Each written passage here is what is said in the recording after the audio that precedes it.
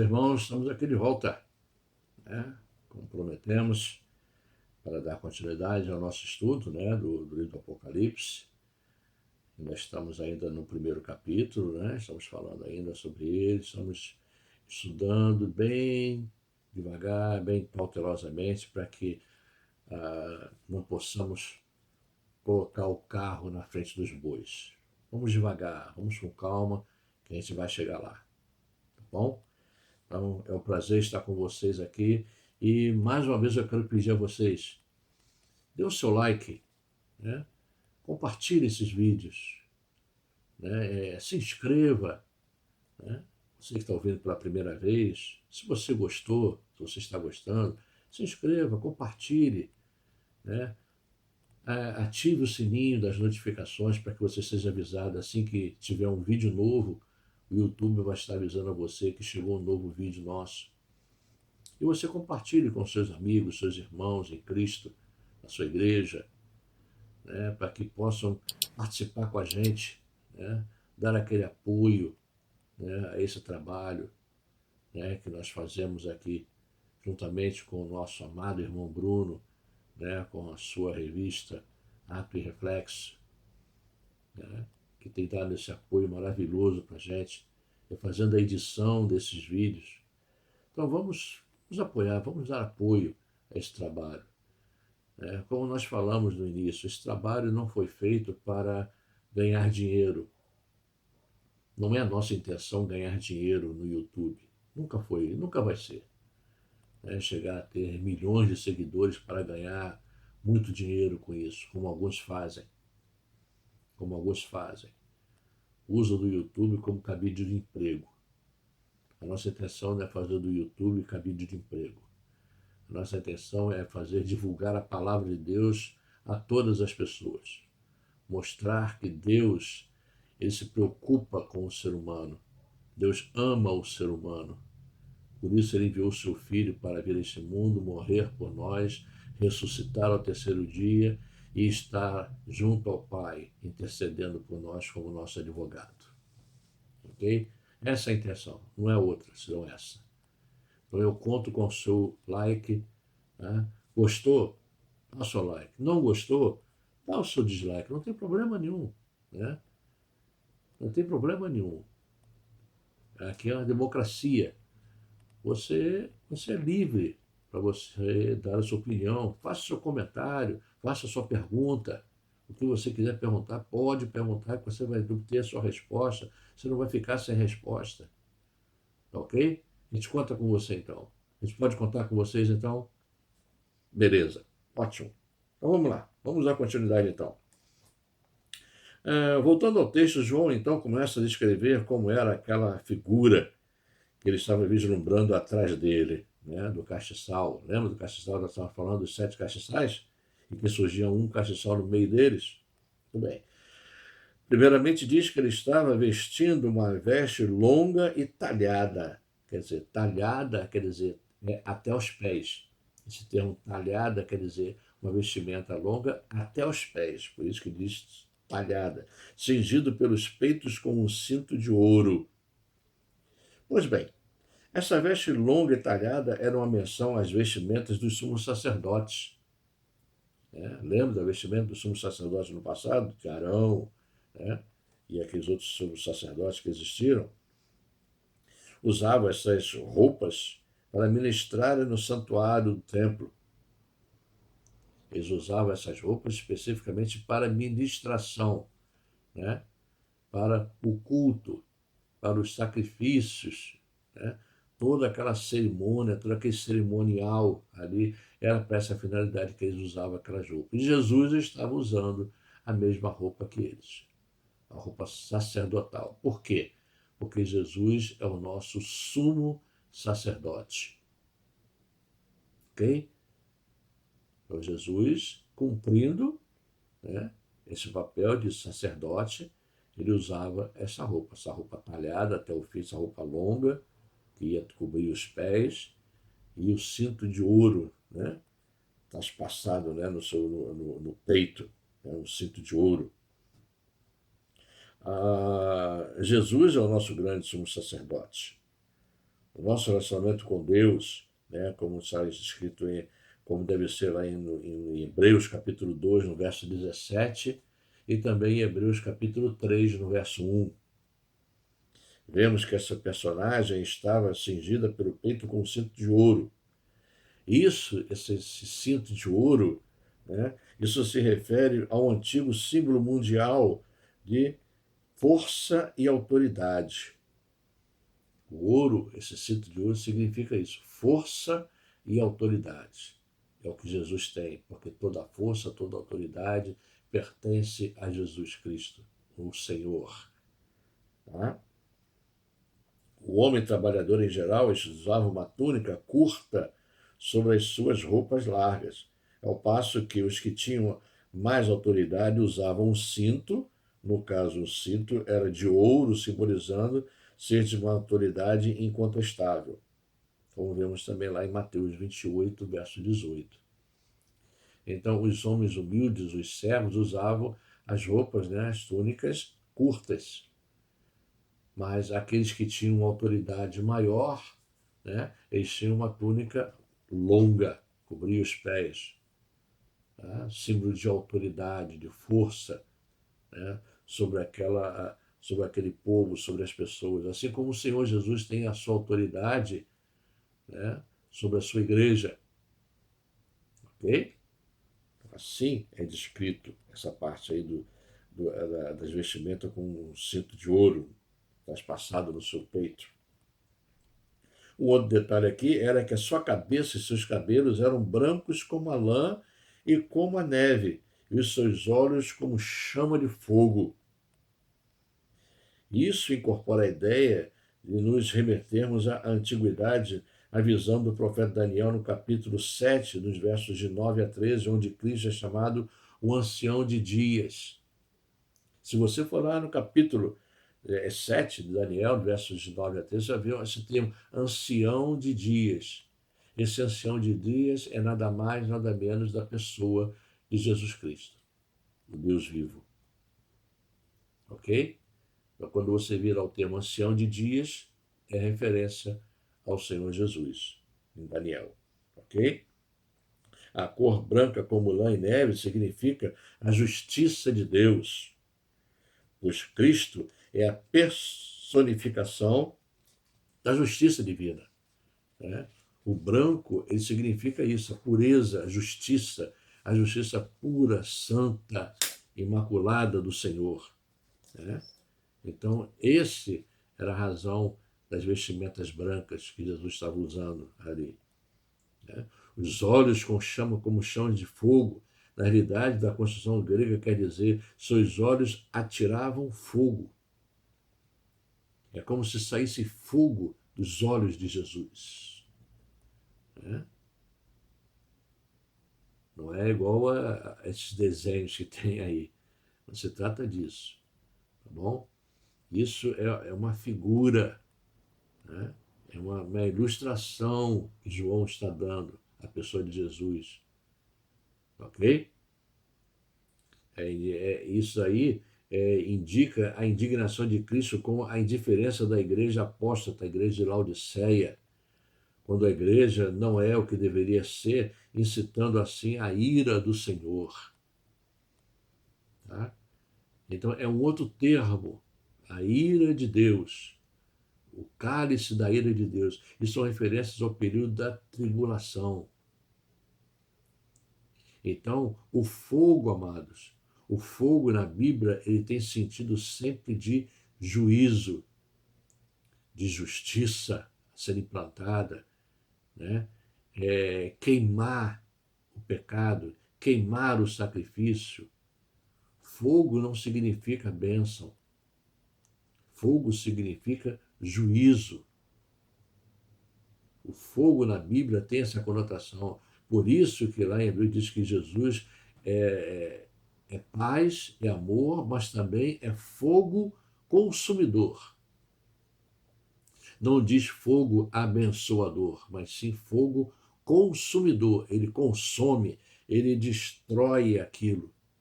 Ele destrói o mal, ele destrói o pecado, ele destrói a iniquidade. É para isso que serve o fogo. É para queimar, não é para abençoar. Então, quando muitas pessoas pedem, né, que desça fogo do céu sobre nossas vidas, as pessoas não sabem o que estão pedindo.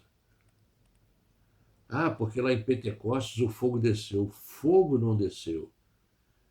Ah, mas tinha as línguas de fogo. As línguas não eram de fogo. As línguas eram como de fogo. Eram como se fossem brasas sobre a cabeça das pessoas. Então, era como se fossem línguas, como se fossem raios, como se fossem piascos de luzes saindo, né, para vários lugares e descendo sobre os 120 que estavam ali naquele lugar, naquele cenáculo. Eram 120 que estavam ali. Então, o Espírito Santo, ele batizou aquelas pessoas todas com alguma coisa parecida com fogo. Não foi com fogo. É um erro. Né? É um erro de interpretação. Mais um dentre tantos. Ok? Se você ver o texto, você vai ver que a Bíblia diz lá, e o Espírito Santo desceu como línguas de fogo. Como línguas de fogo. Ok? Muito bem. O texto também fala sobre os seus pés, né, como de um latão reluzente.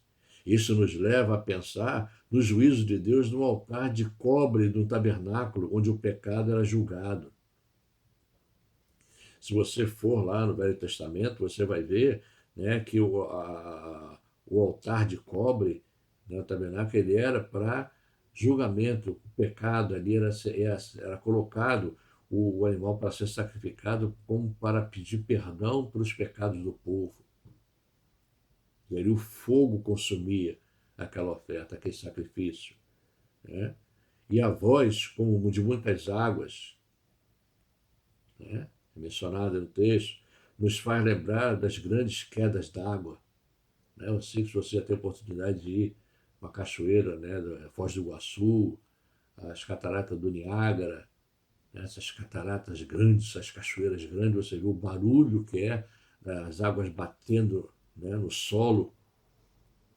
Então João comparou, né, a voz que vinha por trás dele como se fosse de muitas águas, como se fosse uma cachoeira, né, caindo. Devia ter sido algo tremendo, né? E deixa a pessoa praticamente quase que surda. Se você chegar perto, você fica quase surdo.